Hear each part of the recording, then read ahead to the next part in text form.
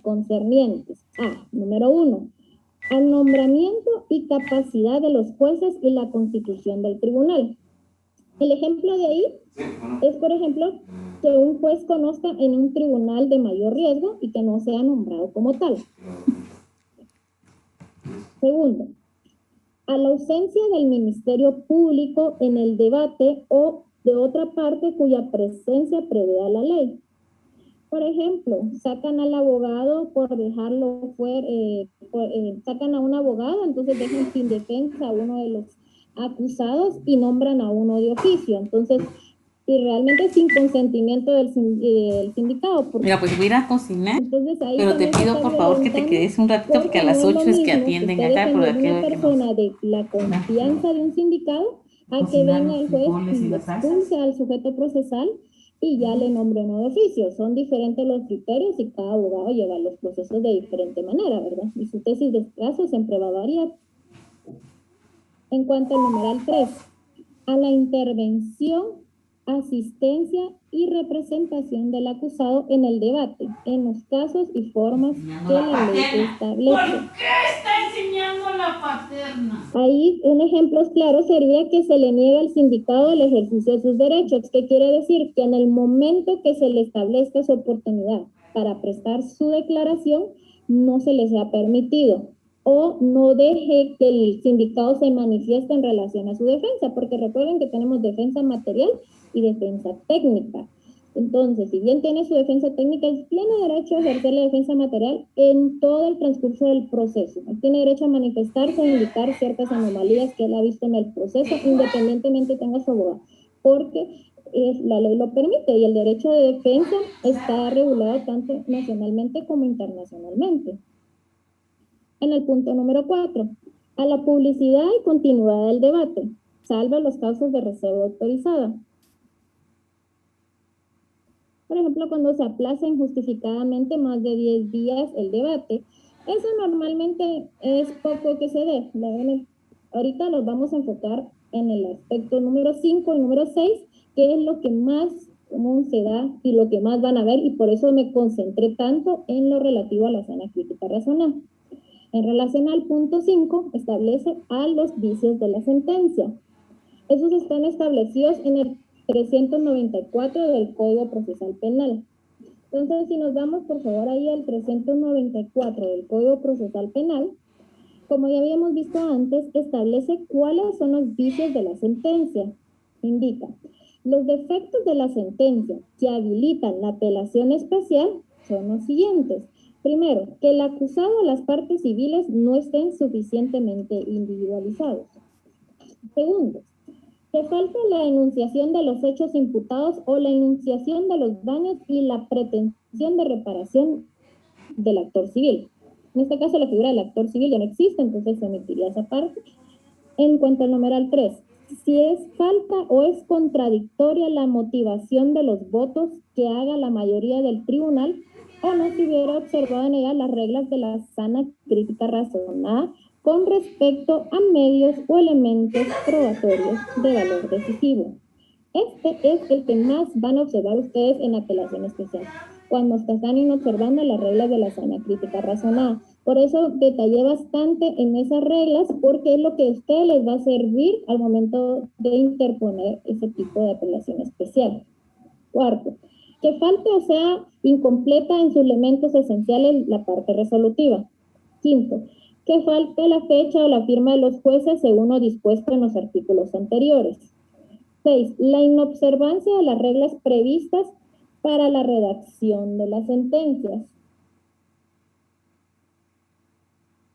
Entonces, si se dan cuenta, aquí habíamos establecido que los vicios de la sentencia eran los elementos negativos de una sentencia, que es lo que no debe haber en una sentencia.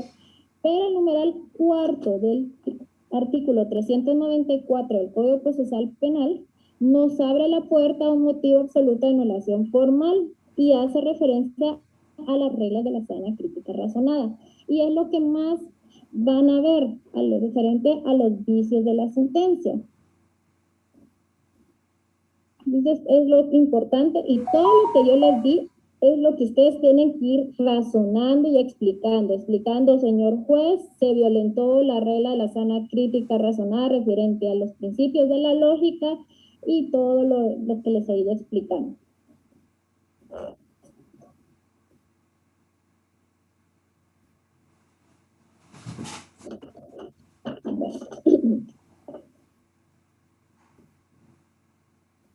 Entonces, que quede claro la diferencia entre los motivos de forma y los motivos absolutos de anulación formal. Está por inobservancia de ley y por errónea aplicación de la ley. De igual forma, cuando ustedes están interponiendo recurso, indican, estoy interponiendo recurso de apelación especial por motivos de forma, con submotivo por inobservancia de la ley o por errónea aplicación de la ley. Entonces, estos dos cuadritos son submotivos. Entonces, la ley cuando explica, ustedes tienen que explicar sus motivos y submotivos, está sencillo. Motivos de forma o de fondo y los submotivos, las subdivisiones que la ley establece. Y algo que les iba a explicar para que les quede claro.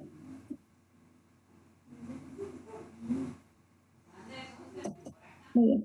En relación a este último, que es la injusticia notoria, aplica una particularidad. ¿Se recuerdan cuando se estaba observando el principio de intangibilidad de la prueba? Que los jueces de segunda instancia no pueden valorar prueba en segunda instancia. Bueno, la regla general es que la sala solo puede hacer examen de la prueba. Solo puede ser examen de la prueba, establecer que sí efectivamente se aplicaron las reglas de la sana crítica razonada. No puede entrar a decir, bueno, el juez tuvo que valorar positivamente dicho medio de prueba. Pero cuando se ve ese aspecto de injusticia notoria o cuando se observa que realmente los rechazos de un medio de prueba del sindicado fueron injustificados, ahí ya aplica la excepción. Si se dan cuenta, si nos vamos a lo que establece el 430 del Código Procesal Penal, indica, la sentencia no podrá en ningún caso hacer mérito de la prueba o de los hechos que se declaren probados conforme a las reglas de la sana crítica razonada. Únicamente podrá referirse a ellos para la aplicación de la ley sustantiva o cuando exista manifiesta contradicción en la sentencia recurrida. Entonces, esa es una de las excepciones para la intangibilidad en la injusticia notoria. Pero para poder plantearla, uno tiene que establecer muy fundamentado por qué es que se considera una injusticia notoria. Eso sí tiene que ser claro en ese aspecto. Entonces, eso sí lo tienen que fundamentar mucho porque no realmente, sí se da comúnmente, pero las jueces a veces lo declaran sin lugar porque no explican por qué es una injusticia notoria. Porque el hecho de que me declaren culpable no quiere decir que sea una injusticia notoria. Uno tiene que decir, a mí me declararon culpable derivado de la no admisión de tales medios probatorios o derivado del otorgamiento de valor negativo a mis medios probatorios, teniendo en cuenta que estos sí motivaron a tal aspecto. Eso es lo que ustedes tienen que hacer.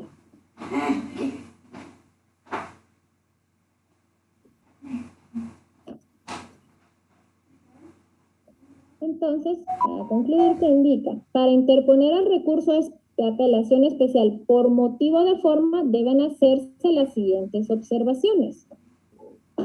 Ahorita vamos a concentrarnos en el de forma. Como el de forma y el de motivos de anulación formal atacan el procedimiento. La única diferencia es que en uno sí debe uno establecer la protesta y en el otro no. Bueno, primero que nada, cuando hablamos de forma, el vicio que se alega debe estar provisto por la ley. Los vicios del procedimiento que pueden afectar pueden ser 5. El modo en que debe cumplirse el acto, la oralidad, el idioma, la publicidad, la continuidad, que es lo que nosotros estábamos hablando, el ejemplo que yo les explicaba con el idioma de las actuaciones en relación a los interrogatorios que se realizan a personas que no hablan el idioma español al 100%. El segundo, el contenido del acto referido a la capacidad de los intervinientes y al elemento volitivo. Tercero, el tiempo de realización del acto relacionado con la desobediencia o incumplimiento de plazo. Cuarto, el lugar de realización de los actos. Y quinto, los actos que deben preceder, rodear y seguir el acto.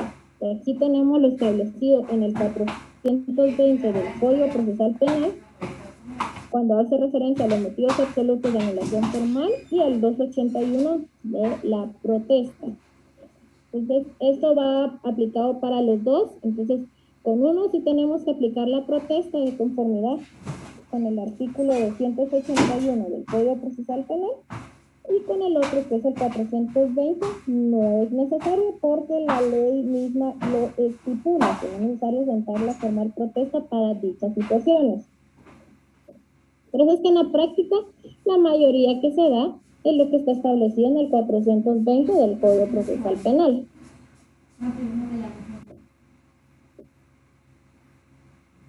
La esencialidad del vicio e interés del recurrente. Es indispensable que el vicio influya en la parte resolutiva de la sentencia y sea tan determinante que produzca la ineficacia de la misma. En el caso que les ponía del interrogatorio, tienen que explicar específicamente por qué es que les causa un agravio realmente.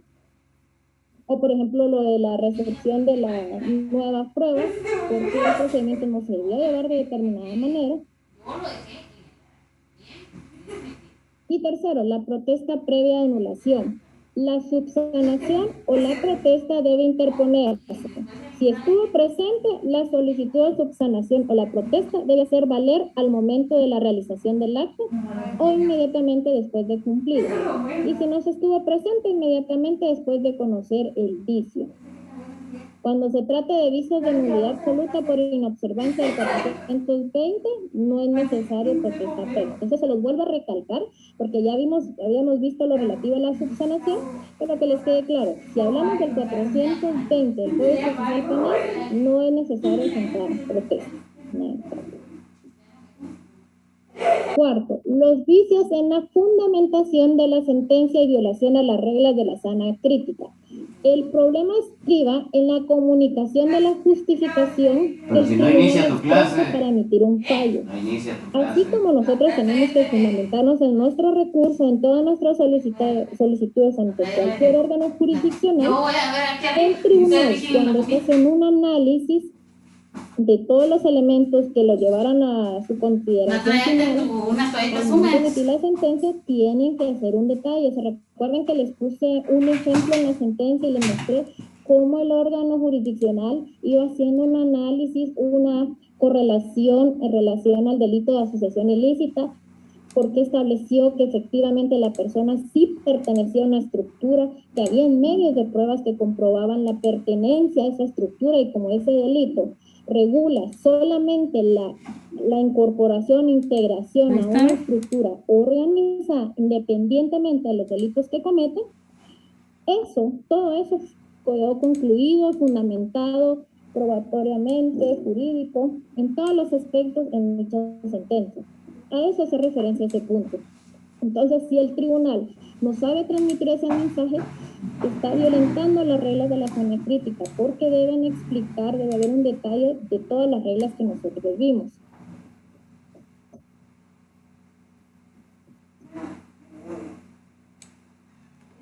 Nos vamos a nuestro cuadrito. Eso es lo que ustedes siempre tienen que estar establecido. Nuestro cuadrito de la sana crítica razonable.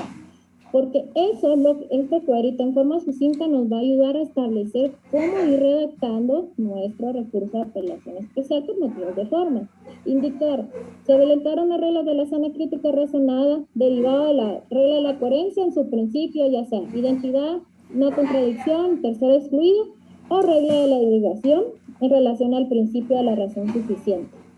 En relación a la psicología, por tal aspecto.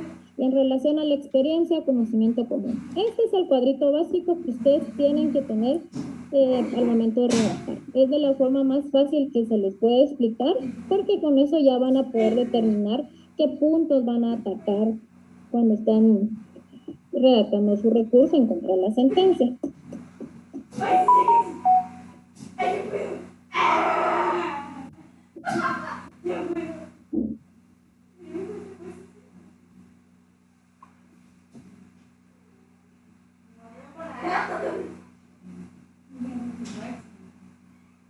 Muy bien. Vamos al punto cuarto, que ya les decía que siempre es el problema estriba en cómo comunica el tribunal su resolución. Bueno, ya viendo todo ese aspecto de lo referente a los motivos y haciendo la diferenciación cuando es por leyes sustantivas y leyes de forma, vamos a la figura de la adhesión a la apelación. Aquí indica, quien no tenga derecho a plantear el recurso de apelación especial y no lo haya hecho, podrá adherirse al recurso concedido a otro dentro del periodo del emplazamiento ante el tribunal competente. El acto deberá contener todos los requisitos exigidos para la interposición del recurso. Eso está establecido en el 417 del Código Procesal Penal. Ahí pues esa figura opera cuando no hay ficha. Por ejemplo, la persona, digamos, se le fue el plazo, entonces tiene todavía oportunidad de adherirse a la apelación de la persona que interpuso. Pasa mucho, por ejemplo, cuando hay varios abogados defensores, entonces un abogado defensor sí planteó lo de su propio sindicado, entonces la otra persona también se puede adherir, porque como es un mismo hecho que les afecta a los dos. El plazo para la adhesión de la apelación, como ya les había establecido, es dentro del periodo de emplazamiento ante el tribunal competente. Es decir, como máximo el vencimiento de los 5 días que el tribunal de sentencia señala a los sujetos procesales como máximo para que se presenten ante la sala de la Corte de Apelaciones a fijar lugar para recibir notificaciones. Eso ya cuando miremos al trámite ya van a saber en qué fecha lo tienen que hacer. Ahora vamos a los efectos, que ahí les va a quedar mucho más claro cuál es la diferencia entre los motivos de fondo y los motivos de forma y motivos de anulación formal.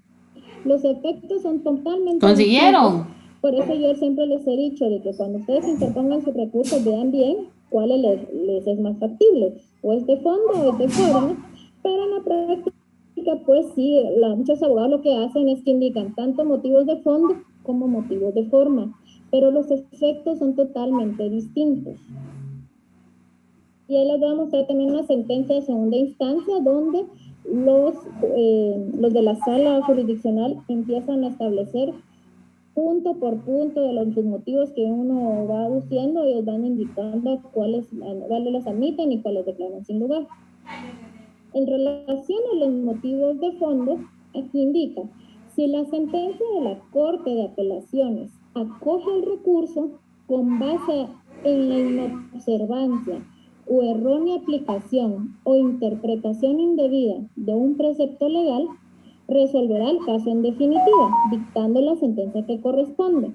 En este caso, la sala anula la sentencia o parte de la sentencia dictada y dicta una nueva o nuevamente la parte que se anula. Hoy les voy a tener un ejemplo también de relación a esto, ¿verdad? Cuando la sala indica cómo va a cambiar el fallo en relación a los sindicados. Entonces, el motivo de fondo es, como es ley sustantiva, la sala de la Corte de Apelaciones simplemente emite otra sentencia. O quita algunas disposiciones, porque a veces lo que pasa es que hay muchos sindicados, entonces tal vez a uno de los sindicados sí les acoge el motivo de fondo y a otros no. Todo depende también, porque son diferentes los procesos, ¿verdad? Así va, de la forma en que sea el proceso penal o el caso en concreto, así mismo va a ser la sentencia que se esté dictando. ¿Qué pasa con los motivos de forma o motivos de anulación formal? Estos también tienen la similitud que tienen los mismos efectos. Procede un reenvío. Si la sentencia proferida por la Sala de la Corte de Apelaciones se funda en la inobservancia o errónea aplicación de la ley que constituya un defecto del procedimiento, anulará total o parcialmente la decisión recurrida y ordenará la renovación del trámite por el tribunal competente desde el momento que corresponda. En este caso que se me da el reenvío, se vuelve a iniciar desde que se dio el inconveniente. En este normalmente, por ejemplo, que se busca que se vuelva a rehacer todo el debate, pero si se vuelve a rehacer todo el debate, tiene que ser con un nuevo tribunal integrado. Ya no van a conocer las mismas personas que conocieron en su momento y que dieron en efecto conocimiento o provocaron ese agravio. Vuelven a reiniciar las actuaciones. En el caso este que les venía explicando de las nuevas pruebas, se tendría que reiniciar desde esa parte, o bien, si quiere, si el criterio de la sala es iniciar desde el principio del debate, se hace desde ese momento con otro tribunal. Vamos a ir al trámite para que ustedes ya puedan entrar. Bien. El trámite, tenemos la interposición en un plazo de 10 días. Eso está en el 418 del Código Procesal Penal. Hay motivos de fondo, motivos de forma o motivos de absolutos de anulación formal, que están en el 420 del Código Procesal Penal. ¿Qué pasa? Nosotros interponemos la apelación especial, el Tribunal de Sentencia remite de oficio de las actuaciones al tribunal competente, que en este caso es la sala jurisdiccional. Esta realiza el emplazamiento dentro del 5º día siguiente, de conformidad con lo establecido en el 423 del Código Procesal Penal. Aquí mismo establece en el 423, interposición. Interpuesto el recurso, se remitirá de oficio las actuaciones al tribunal competente al día hábil siguiente de haber notificado a todas las partes, emplazándolas para que comparezcan ante dicho tribunal y, en su caso, fijen nuevo lugar para recibir notificaciones dentro del 5º día siguiente al de la notificación. El acusado podrá pedir la designación de un defensor de oficio para que promueva el recurso ante el tribunal competente, derecho sobre el cual será instruido y preguntado expresamente en el acto de la notificación. El defensor podrá solicitar que se designe un defensor de oficio como su sustituto cuando el juicio se haya celebrado en un territorio distinto del de la sede del tribunal competente para el recurso de apelación especial. Ejercida esa facultad, el presidente del tribunal proveerá reemplazo. Entonces ahí, en aspecto de la apelación, pueden haber cambios de abogado. Suele pasar que a veces por falta de capacidad de pago para los honorarios deja de asistir un abogado particular al sindicato, pues entonces ya se hace ese cambio. Entonces esa oportunidad del emplazamiento es para señalar nuevo lugar para recibir notificaciones o cambio de abogado, todas las solicitudes que quieran hacer. Entonces esa es la forma del emplazamiento. La otra fase está establecida en el 426 del Código Procesal Penal. Ahí mismo indica, admitido el recurso, las actuaciones van a quedar por 6 días en la oficina del tribunal para que los interesados puedan examinarlas. ¿Para qué es esa parte realmente? Esa fase es para que cada una de las partes procesales vaya a ver qué fue los motivos que interpuso el recurrente. Entonces, en la oportunidad, uno va a la sala jurisdiccional, le pone a la vista el expediente y examina todos los agravios que establecieron las personas que recurrieron, porque eso nos va a servir para argumentar o seguir comentando nuestro tesis del caso para la siguiente fase, que es la audiencia para el debate. Vencido ese plazo de los 6 días, sigue preceptuando al 426 del Código Procesal Penal, el presidente fijará audiencia para el debate, con intervalo no menor de 10 días, notificando a todas las partes. En esto quiero hacer una aclaración. Aquí el 427 establece el procedimiento del debate. Vamos a leerlo y después les voy a explicar qué es lo que sucede comúnmente en la práctica. El 427, debate. La audiencia se celebrará ante el tribunal, con las partes que comparezcan. La palabra será concedida primero al abogado y al recurrente. Si existieran varios recursos, se conservará el orden previsto. Podrán hablar los abogados de quienes no interpusieron el recurso. No se emitirán réplicas. Quienes intervengan en la discusión podrán dejar en poder del tribunal breves notas escritas sobre sus alegaciones. El acusado será representado por su defensor, pero podrá asistir a la audiencia y en ese caso se le concederá la palabra en último término. Cuando el recurso fuera interpuesto por él o por su defensor y éste no compareciera, el tribunal procederá a su reemplazo. Permitirán que las partes reemplacen su participación en la audiencia por un alegato presentado antes del día de la audiencia. Entonces, miren, les voy a ser sincera. Normalmente en la práctica, esta audiencia para el debate no se da en forma oral, se da por escrito. Porque derivado de que las salas tienen pues demasiada carga laboral, a veces sí solicitan o como no están constituido el tribunal, cuando sí solicitan ellos o llaman a las personas que presentaron el recurso si pueden evacuar sus alegatos por escritos. Pero si hay un consenso en que todos lo hagan en forma oral, se puede hacer. Pero normalmente es en forma escrita. Se fija la audiencia, ellos fijan la audiencia y todo, y ese mismo día antes les llaman si lo van a cubrir por escrito y todos presentan el escrito. Porque básicamente es recalcar lo que ustedes ya interpusieron, ya detallaron ahí en su recurso, lo que hicieron en esos 10 días. Entonces, esto es lo normal que se da. Entonces, no se vayan a extrañar si en algún momento ustedes tengan una audiencia de segunda instancia para X fecha y vengan y lo llamen y les digan que lo van a evacuar por escrito, porque así es en la práctica. Pero sí le prestan atención a ese escrito que ustedes presentan, porque es como que lo estuvieran haciendo en forma oral. Así es permitido, no hay ningún problema. Luego de eso tenemos la sentencia. Según lo establecido en el 429 del Código Procesal Penal,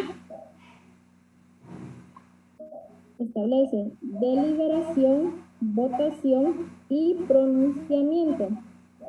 Terminada la audiencia, el tribunal pasará a deliberar. Si por lo avanzado de la hora o por la importancia y complejidad de las cuestiones planteadas fuera necesario diferir la deliberación y el pronunciamiento, el tribunal se constituirá nuevamente en la sala y el presidente anunciará ante los comparecientes el día y la hora de la audiencia en la cual se pronunciará la sentencia, la cual no puede exceder el plazo de 10 días. Algo importante que aquí en la audiencia para el debate vamos a dar lo relativo al 428 del Código Procesal Penal, habla de la prueba. Eso es de forma excepcional. Cuando el recurso se base en un defecto de procedimiento y se discuta la forma en que fue llevado a cabo el acto, en contraposición de lo señalado por el acta de debate y por la sentencia, se podrá ofrecer prueba con ese objeto. La prueba se recibirá en audiencia conforme a las reglas que rigen para el juicio y no pertinente, por ejemplo, en relación a la declaración que les explicaba, que no se toma en el idioma de la persona. Ahí se podría recibir la prueba, pero es una cuestión excepcional, o sea, no se da comúnmente. Después de la sentencia, como tenemos un plazo de no 10 días, puede que anule la sentencia y pronuncie la que corresponde a la sala, o se anule la sentencia y el acto procesal y el reenvío al tribunal respectivo. Ahí tendría, o sea, con eso tenemos que tener que formar con otras personas integrantes. Dios mío, pero esto no puede ser. Pero ¿por qué tú no te molestas conmigo? ¿Por qué no te molestas como yo pensé que te ibas a molestar?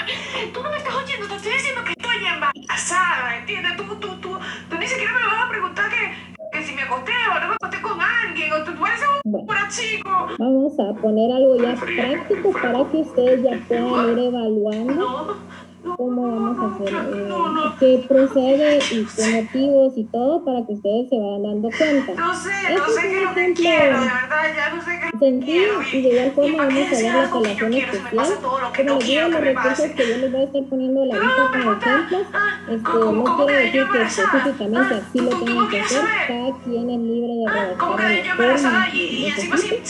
La cuestión está que cumplan con los requisitos, ¿verdad? De agravio, norma violada, argumentación y aplicación que se pretende. Con esto, no importa que un argumento que se cumpla con ese requisito, lo tienen que reconocer. El caso práctico número 1 es el siguiente. El Tribunal de Sentencia Penal de los delitos de femicidio y otras formas de violencia contra la mujer del departamento de Escuintla, con fecha 13 de abril del 2015, emite sentencia por los delitos de agresión sexual con agravación de la pena y violencia contra la mujer en su manifestación psicológica. La juzgadora, al resolver sobre el delito de agresión sexual con agravación de la pena, valoró uno a uno los medios de prueba que se presentaron en contra del acusado, valoración que hizo conforme a la sana crítica razonable.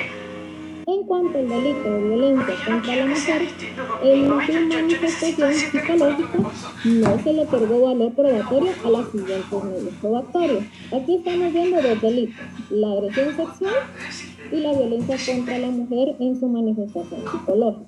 Bueno, a los medios de prueba que no se le dieron valor probatorio fue la declaración del profesional Cirilo Soto Peña, perito profesional 1, Psicología Forense al Instituto Nacional de Ciencias Forenses; 2, dictamen pericial psicológico de la licenciada Claudia Ivette Barrios Grajeda, en virtud que la profesional dejó de laborar para el Instituto Nacional de Ciencias Forenses. Tercero, la declaración de la agraviada Anavi Lucrecia Hop Estrada. Y cuarto, la declaración testimonial de Alma Lucrecia Estrada Cordero. Si se dan cuenta, uno de los medios de prueba que rechazó el órgano jurisdiccional fue porque la persona ya no labora en el Instituto Nacional de Ciencias Forenses. Bien, en su parte conducente expresa: no se le otorga valor probatorio en virtud que la deponente le correspondía declarar sobre los hechos de los cuales fue víctima, y siendo que el ente acusador formuló acusación por el delito de violencia contra la mujer en su manifestación psicológica, necesario era acreditar con pruebas científicas los hechos de los cuales fue víctima de violencia psicológica. Al no darle valor positivo a la declaración del psicólogo Cirilo Soto Peña y al dictamen rendido por la profesional Claudia de Barrios Grajeda, no se acredita lo declarado por la señora Luz Estrada. Aquí lo que pasó es que es una cadenita. Como la juez no le dio valor probatorio a la declaración del psicólogo Cirilo Soto y al dictamen, no le quiso dar valor probatorio a la declaración de la víctima. Y algo interesante, aquí el dictamen rendido por la profesional Claudia Ivette Barrios Grajeda, como ya no trabajaba para el Instituto Nacional de Ciencias Forenses, ella en su momento sí emitió un dictamen el cual se puso a la vista. Por eso se presentó en su lugar la declaración del psicólogo Cirilo Soto Peña, donde iba a mostrar el contenido de dicho dictamen. Pero a criterio de la jueza no debió darse ese factor y por eso le negó el valor probatorio de esos medios de prueba.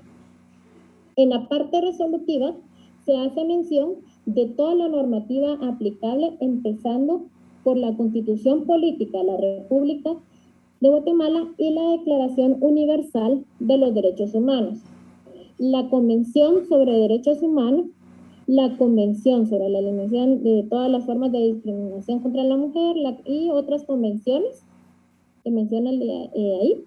Y finalmente, en la parte declarativa, absuelve al acusado por el delito de violencia contra la mujer en su manifestación psicológica, liberándolo de toda responsabilidad, y lo condena por el delito de agresión sexual con agravación de la pena, imponiéndole una pena de 5 años, la cual es aumentada en 2/3 partes, lo que genera una totalidad de 8 años con 4 meses de prisión y hace todos los pronunciamientos relacionados a esta sanción.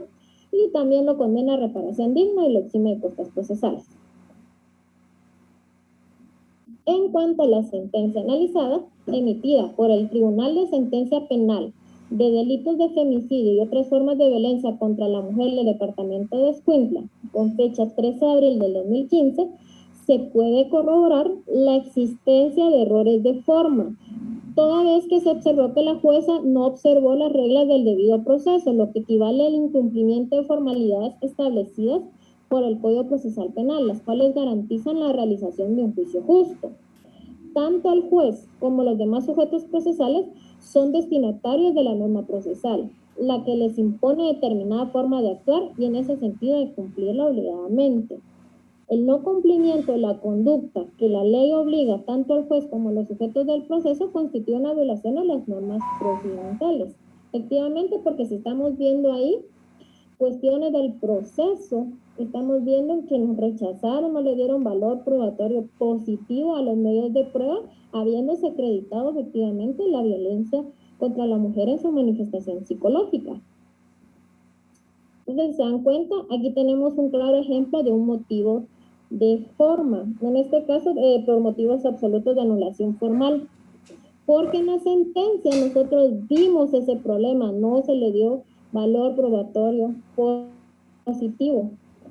Si se dan cuenta, pues por cuestión injustificada, en el caso, pues es un caso real, lo que sucedió fue que la jueza indicó que no le daba valor probatorio a la declaración del psicólogo Cirilo, porque no era la persona que había emitido el dictamen, pero en su momento se hizo un dictamen de carácter científico que evaluaba la referente al daño psicológico de la víctima, que fue Claudia Ivette Barrios Grajeda, que efectivamente, si bien no trabajaba ya en el Instituto Nacional de Ciencias Forenses, no se le debe quitar valor probatorio al dictamen que prestó efectivamente en su momento.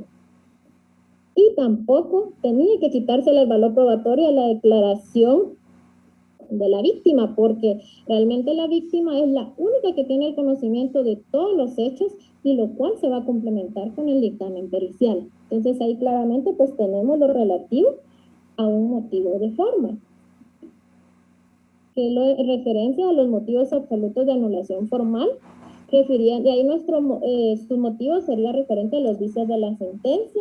Luego nos iríamos al 394, numeral 4, referente a lo de las reglas de la sana crítica razonada, y ahí ya tendríamos que ir viendo cuáles fueran los principios que no se aplicaron. Ahora vamos a ver el segundo caso práctico. De igual forma, ustedes van a entender más allá cuando ya miran la estructura de un recurso, porque esos son los casos para ir explicándoles las diferencias. Yo les voy a poner ejemplos también de cómo redactar el memorial para que ustedes vean y van a estar relacionados con esos dos casos. Pero se los estoy planteando de esa manera para que empiecen a ver la diferenciación entre forma y fondo. En el caso práctico 2 se establece lo siguiente.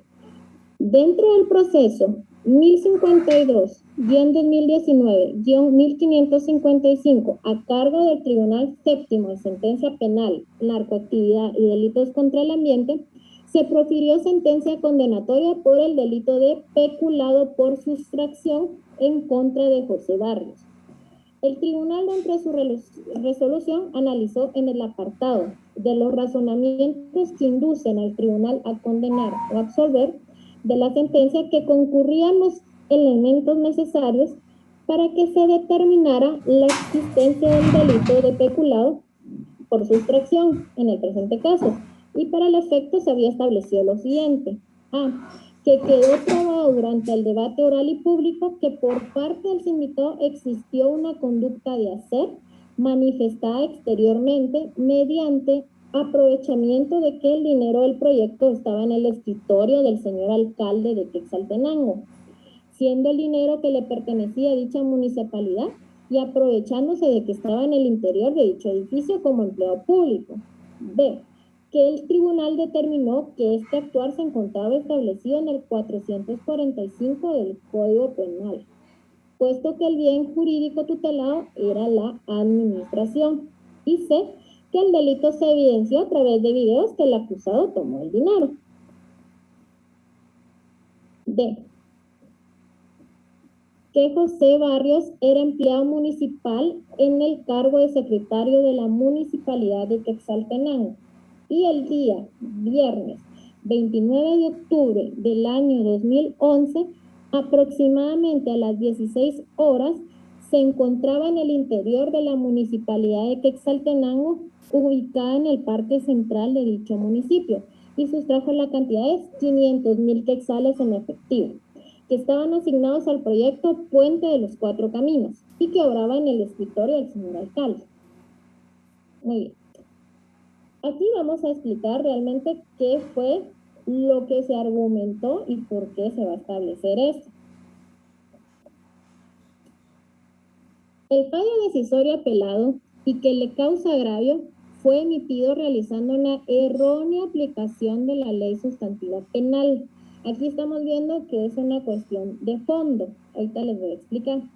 Al encuadrar la participación en un hecho punible, es decir, el delito de peculado, que no se puede acreditar y determinar como tal, puesto que no se cumplen con los elementos necesarios para constituir dicha figura penal.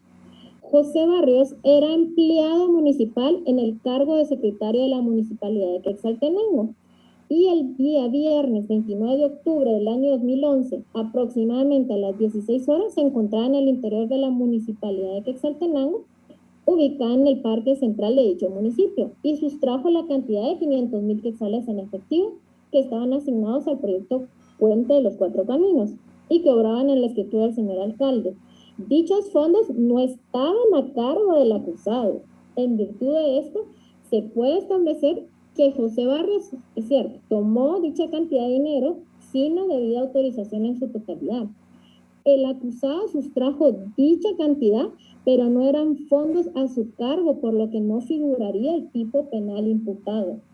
No obstante que la acción atribuida conforme se desprende de la sentencia de primer grado, estimo que no es constitutiva del delito de peculado, por lo cual se le condenó al acusado, sino en todo caso encuadraría en la figura tipo penal hurto, razón por la cual puede apreciarse que concurran los elementos y circunstancias propias de ese encuadramiento en el delito de hurto y no de peculado. Si se dan cuenta, aquí es cierto, hubo un delito, pero muchas veces hay que fijarse si realmente están aplicando bien el tipo penal adecuado. En este caso es de fondo porque estamos viendo leyes sustantivas, están confundiendo el hurto y el peculado. Lo importante del peculado es que efectivamente el dinero que se esté robando esté a cargo de la persona que esté bajo su administración. En el caso de esta persona es cierto, trabajaba ahí, pero él no era el que estaba a cargo del dinero, simplemente vino en el escritorio y lo agarró. No estamos diciendo que es una persona inocente, simplemente que el tipo penal adecuado es el hurto. Entonces aquí eso es lo que ustedes tienen que medir. En este caso pues va a hacerse una de motivos de fondo y sobre eso va a versar. No vamos a estar atacando cuestiones de forma porque eso es lo que no nos compete a nosotros, porque simplemente ya sabemos que efectivamente se cometió un delito, pero no concurren los presupuestos procesales para que se dé el peculado. Eso es lo que ustedes tienen que establecer cuando están haciendo sus recursos, cuando va a proceder un motivo de fondo y cuando vamos a proceder un motivo de forma. Si se dan cuenta aquí, es motivo de fondo y se da una errónea aplicación de la ley sustantiva penal porque se está aplicando erróneamente lo relativo al peculado cuando deviene procedente otra normativa. En este sentido, y en lo anteriormente argumentado, se interpretó y aplicó erróneamente el artículo 445 del Código Procesal Penal. Entonces nos vamos a este artículo.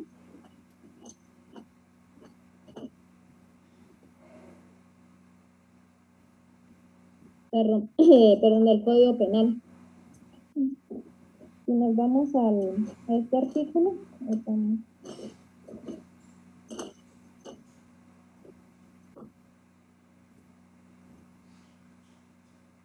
aquí dice peculado por uso, ¿verdad? Separación. Pero aquí lo establecido ahí es de que la persona sí tiene que tener bajo su administración los bienes.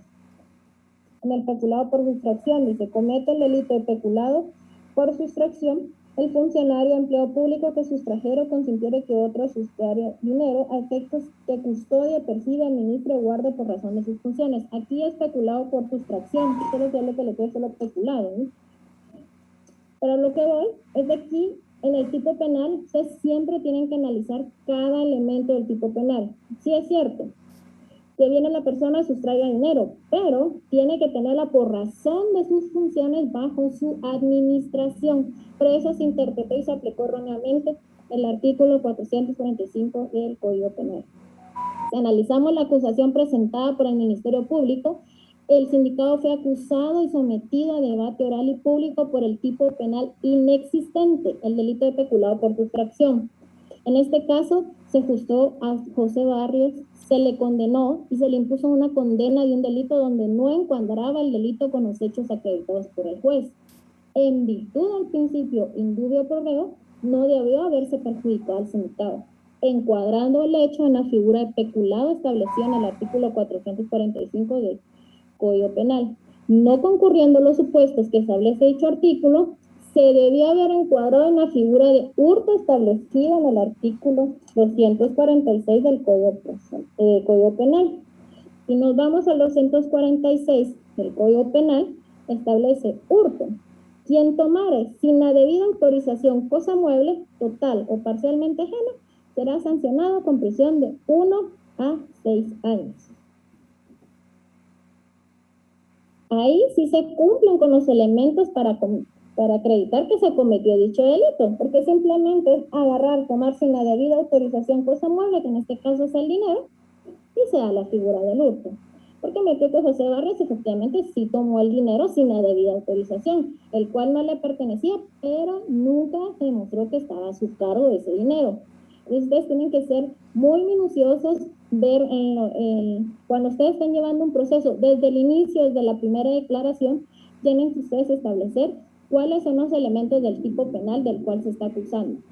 Porque muchas veces confunden las figuras penales, los del Ministerio Público, y ustedes tienen que estar pendientes para analizar si se dan los elementos. Por ejemplo, en el hurto, bueno, aquí simplemente es tomarse la debida autorización. Otro tipo penal, por ejemplo, homicidio y asesinato. Si no se cumplen los presupuestos del 132 del Código Penal, como alevosía, premeditación, ensañamiento, impulso de perversidad brutal, o que se haga con fines terroristas, si no se llega a acreditar ninguna de estas cuestiones que añade el 132 por el asesinato, efectivamente va a ser un homicidio, porque el homicidio simplemente es darle muerte a alguna persona, nada más. O sea, estamos peleando, la maté, ese es homicidio. Pero si yo vengo y acredito que hubo alevosía, que hubo un precio, que alguien pagó, hubieron sicarios, entonces es asesinato según el 132 del Código Penal. Lo que les quiero dejar con eso es que para aplicarlo por motivos de fondo, siempre va a ser leyes sustantivas, pero que ustedes para poder plantearse tienen que haber analizado las figuras jurídicas penales. También puede ser de que todos los medios de prueba que se establecieron en ningún momento arrojen que se dio un tipo penal, que ahí también sería por motivos de fondo, y ahí sería una inobservancia del artículo 10 del Código Penal. Pero en este caso en concreto, estamos dando cuenta que efectivamente se aplicó mal la ley sustantiva penal, porque se está aplicando lo de peculado por sustracción, mientras que no se dio ese delito, simplemente se dio lo relativo a la figura de hurto. Y ahí en este caso pues tendría que emitirse una nueva...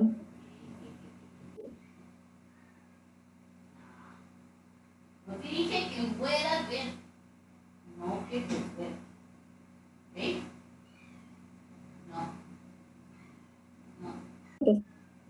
No. ¿Qué hora sí con? Pues evidencia la procedencia de apelación especial por motivos de fondo, pretendiendo que se deje sin efecto la sentencia y que el Honorable Tribunal de Alzado realice el análisis jurídico debido a que la sentencia que se impugna se observa la errónea aplicación del artículo 445 del Código Penal que regula el peculado por sustracción.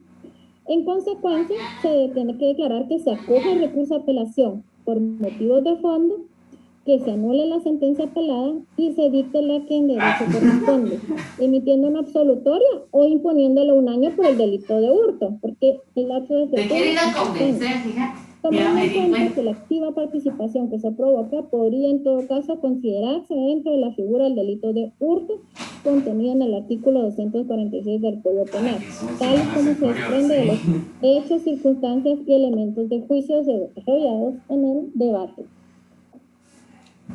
Hay que lavarlo.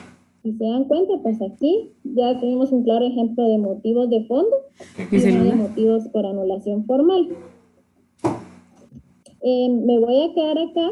El día de mañana ya les voy a mostrar los memoriales de la apelación especial por motivos de fondo y por motivos de forma, para que ustedes ya puedan ver cómo es cuando ya uno lo está redactando. Aquí en este caso práctico 2, pues prácticamente le puse los argumentos que se dieron en esa apelación, en este caso en concreto, todos los casos que les estoy poniendo de la vida real, así se anda. Entonces, lo importante en motivos de fondo es que ustedes vean muy bien cuando se da ese problema de que aplican mal un delito, que hay un delito que beneficia a su cliente, que ustedes se fijan muy bien en los elementos que conforman el tipo penal. Si no se da uno de esos supuestos, yo no puedo creer que yo te estoy ustedes pueden contando pedir esto, pero es que te lo tengo que Aquí tenemos contar. un claro ejemplo.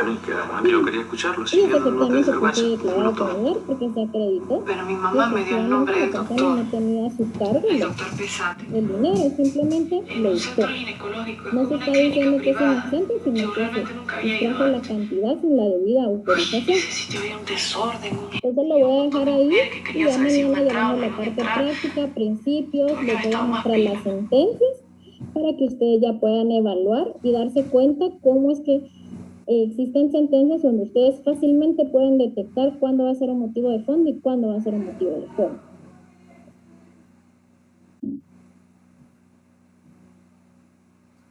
Perfecto, entonces pues iniciamos ya con las preguntas. Está habilitada la sección preguntas y respuestas. Por favor, todas las preguntas que tengan, colocarlas acá en el chat. Pues es diferente saber cuáles ya se respondieron y cuáles no. Entonces, si pudieran colocar sus preguntas, se los agradecería muchísimo. Ya tenemos una por acá y dice así: si se interpone recurso de reposición y de todos modos el juez resuelve igual, ¿qué se hace luego? Lo que pasa es de que el recurso de reposición se interpone ante el mismo órgano jurisdiccional que causa el agravio. Entonces, puede que lo declare con lugar o puede que lo declare sin lugar. Lo que sirve la reposición es para sentar un antecedente y que eso se pueda hacer constar en la segunda instancia. Como eso no tiene efecto devolutivo, no tenemos a quién acudir en segunda instancia, simplemente se hace mención ya cuando estamos en nuestra apelación especial por motivos de forma.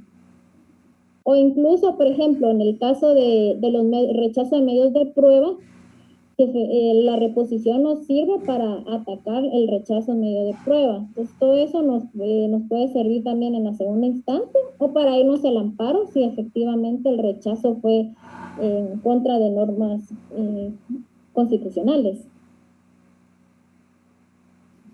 Perfecto. La siguiente dice así: cuando alguien ha sido condenado por homicidio doloso, pero él estaba en estado de ebriedad cuando le causó la muerte a su amigo, ¿podría recurrir para encuadrar más en homicidio en estado de emoción violenta? Sí, mire, pues aquí en este caso lo que se hace normalmente es de que incluso incluyen hasta dictamen psicológico o hacen un análisis referente a la persona que cometió el delito para poder encuadrarlo en homicidio en estado de emoción violenta. Pero recuérdense que también hay que ver si también eso no constituye un agravante. Todo depende porque, ahorita les voy a explicar solo lo que depende porque en el artículo 27, numeral 17, establece lo de la embriaguez. Porque uno no sabe si realmente la persona se embriagó para ejecutar el delito. Todo depende de la investigación que haga el Ministerio Público, pero si en dado caso no se comprueba ese agravante, pues sí se puede encuadrar en homicidio en estado de emoción violenta, porque la norma no da para más ni explica realmente cómo es que se da esto, simplemente dice que si lo hace en forma de estado de emoción violenta, pues se da esa figura penal.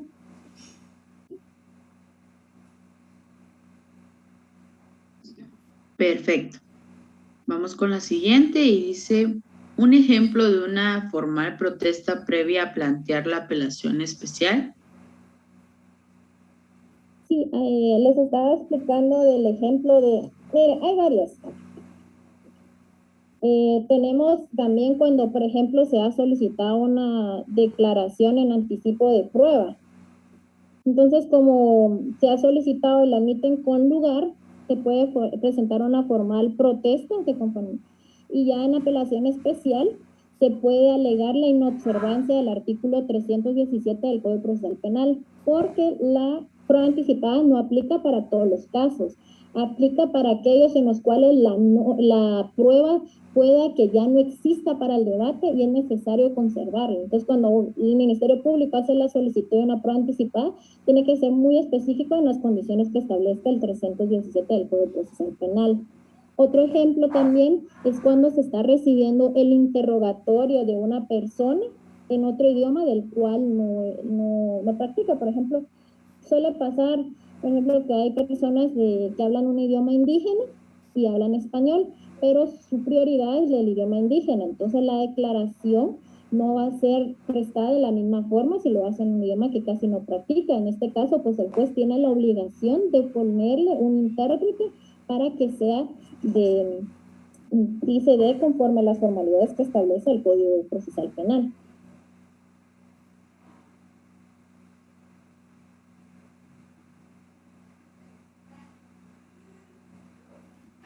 La siguiente dice así. Buenas noches, Legda. Una pregunta. Tengo un cliente a quien le acusan de extorsión y según la denuncia de la afectada ante el MP dice que es chantaje. ¿Cómo y en base a qué artículos podría cambiar esa figura de delito? Mira, habría que analizar también los medios de prueba con los que se tiene, porque, miren, algo que les puedo decir que la extorsión muchas veces también la confunden con la cambian también por el encubrimiento. Si ustedes lo quieren que ver con lo del chantaje, sí tendrían que ver los elementos de cada uno de los tipos penales para ver si encuadran en los medios de prueba que se tienen. Porque hay que ver primero los medios de prueba que tiene el Ministerio Público y ver si esos medios de prueba acreditan cada uno de los elementos del tipo penal. Eso es lo que tienen que ver primero para poder ver, porque si no tengo los medios de prueba a la vista no podría darles como que una respuesta y tendría que ver si se da la extorsión como tal, porque hay que ver que la extorsión realmente los fines es para que el dinero se capte para por la comisión de hechos delictivos, por eso es la extorsión. En cambio, si nos vamos al chantaje, vámonos al 261 de la extorsión. Aquí indica,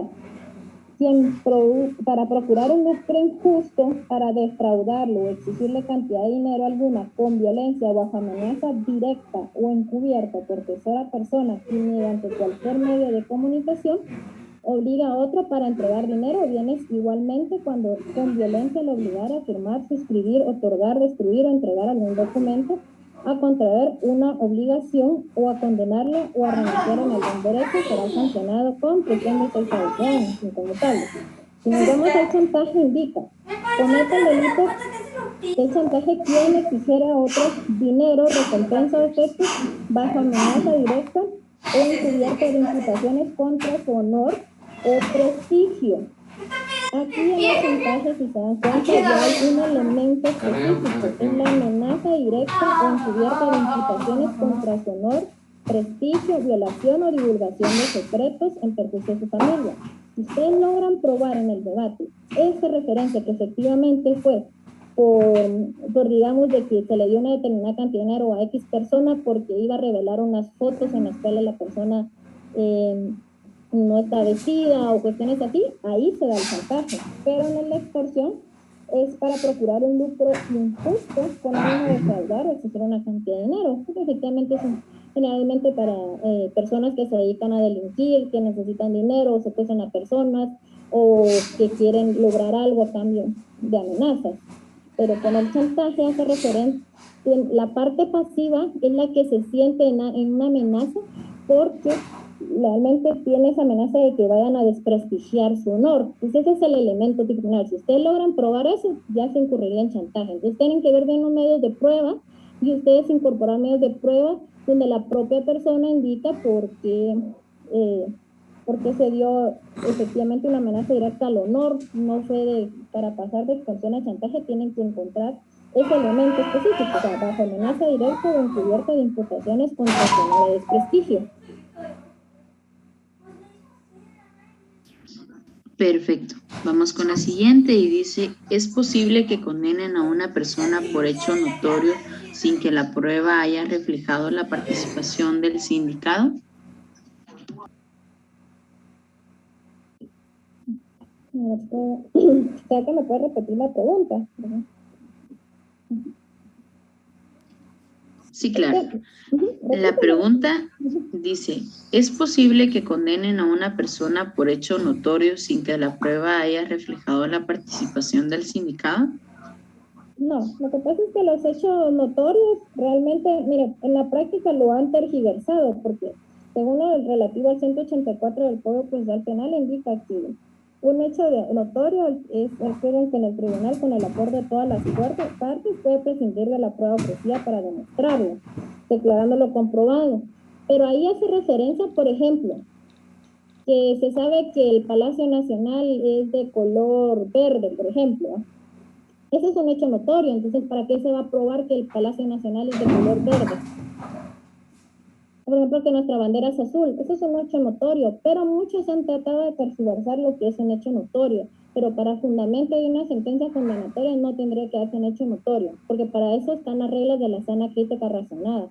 Se tiene que dar un análisis de cada medio de prueba que se diligenció en el debate, y ahí, a través de los medios de prueba, se puede indicar que efectivamente la persona es culpable o inocente, pero no un hecho notorio a probar eso. Esas son unas cuestiones en las cuales se prescinde de prueba, porque efectivamente ya está más que probado, que es algo que ya se tiene conocimiento.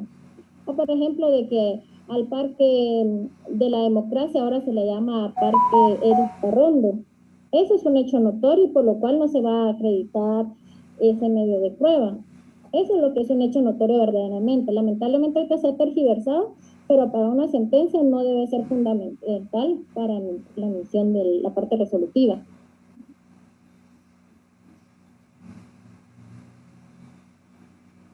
Perfecto. Y bueno, pues por cuestión de tiempo, esta será la última pregunta. Las otras preguntas que no han sido respondidas, pues serán respondidas en la próxima clase. La pregunta dice así, Lita. En el caso de la violencia psicológica del tribunal, al no darle valor probatorio a la declaración de la víctima en audiencia, ¿se debe de dejar de una vez formal protesta? No, lo que pasa es de que no se siente formal protesta, porque eso está en la sentencia, hace la valoración el tribunal, porque los medios de prueba en el debate se van diligenciando. Entonces, recibe los medios de prueba y el juez se lo va observando. Cuando ya está dictando la sentencia, él mismo va indicando cada medio de prueba a cuál le otorga valor probatorio positivo y a cuál le otorga valor probatorio negativo. Así como la sentencia que les puse de ejemplo, donde iba indicando que por qué le estaba indicando, dando valor probatorio positivo a dicho medio de prueba. Entonces, hasta en sentencia se da la etapa de la valoración de la prueba. Hasta ese momento, el juez hace un análisis de qué medios de prueba. Por eso es que no se siente formal protesta. Simplemente ahí se va a alegar en apelación especial por motivos absolutos de anulación formal en relación a la sana crítica razonada. Perfecto, licenciada. Muchísimas gracias por las respuestas y muchas gracias a todos los que nos apoyaron el día de hoy con las preguntas. Con respecto al material didáctico, el didáctico y el digital, ¿verdad? Se les enviará en el grupo, al igual que los ejemplos que justamente indicó el día de ayer la liga. Entonces, pues estaremos siempre atentos a sus consultas, a sus dudas. Igual yo siempre estoy como administradora en el chat oficial para que puedan escribirme por ahí cualquier otra duda. Y con gusto se la puedo trasladar a la licenciada. Esto ha sido todo con su 7ª sesión. Muchas gracias por el acompañamiento de cada uno de ustedes. Y muchas gracias por tan excelente disertación, Ligna. Gracias a todos. Y de hecho mañana podemos iniciar con las preguntas que quedaron también, para que así empecemos con lo otro, en el otro tema, para que estemos más claros en todo lo demás. Muchas gracias, Ligna. Entendido, muchas gracias. Entonces, pues aquí damos por finalizada la sesión. Que tengan todos una muy buena noche. y bendiciones.